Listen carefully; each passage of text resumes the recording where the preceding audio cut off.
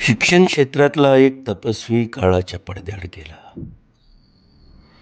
त्याही अगोदर घरातला, मित्रांचा, शिक्षकांचा, मान्यवरांचा, प्रशासकीय अधिकाऱ्यांचा, मनातला भाऊ हा अनंतात विलीन झाला.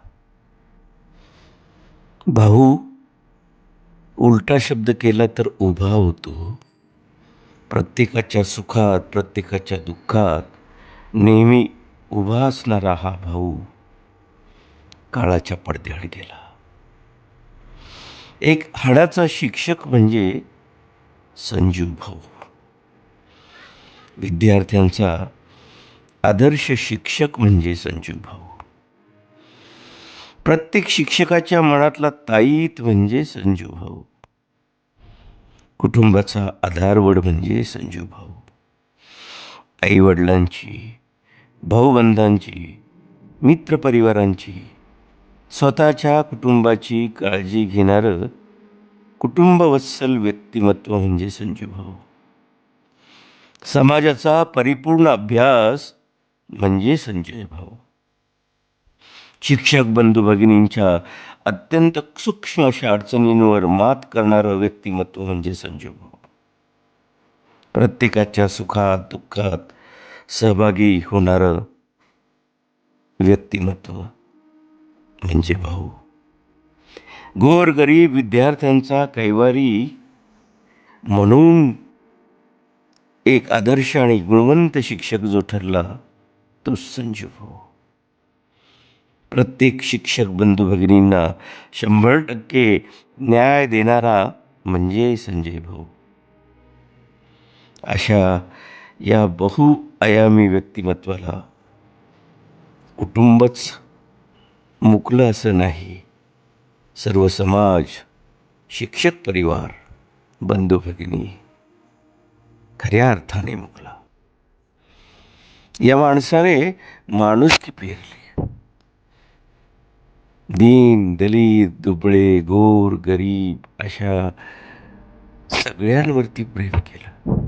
मुलांवरती तर अतोनात प्रेम केलं. आपल्या शाळेच्या विद्यार्थ्यांना या माणसानं दैवत मानलं. शाळा म्हणजे मंदिर आणि त्यासमोर बसलेली जी मुलं ही या माणसाची दैवत ठरली. आणि त्या मुलांचा कैवारी म्हणून सुद्धा हा माणूस गुणवंत आणि आदर्श ठरला. पण शेवटी आले देवाजीच्या मना तिथे कोणाचे चाले ना, या उक्तीनुसार या माणसाला आपल्या सगळ्यांचा निरोप घ्यावा लागला. काय ना मंडळी, नेहमी असंच पाहायला मिळालंय. चांगली माणसं फार काळ टिकत नाहीत. ती आपली होत नाहीत किंवा राहत नाहीत. त्याप्रमाणे संजू भाऊ भगवंताच्या चरणी लीन होण्यासाठी गेले. पंढरीच्या मार्गाकडे पालख्या निघाल्या. जणू या वारकऱ्यांना भगवंताने आपल्याकडे बोलवलं. तसं शिक्षण क्षेत्रातला हा वारकरी पंढरीश परमात्म्याला भेटायला गेला. सत्कर्माच्या दिव्य फुलांनी देव पूजिला ज्यांनी, अनंत त्यांची जीवनयात्रा कधी न सरे मरणार.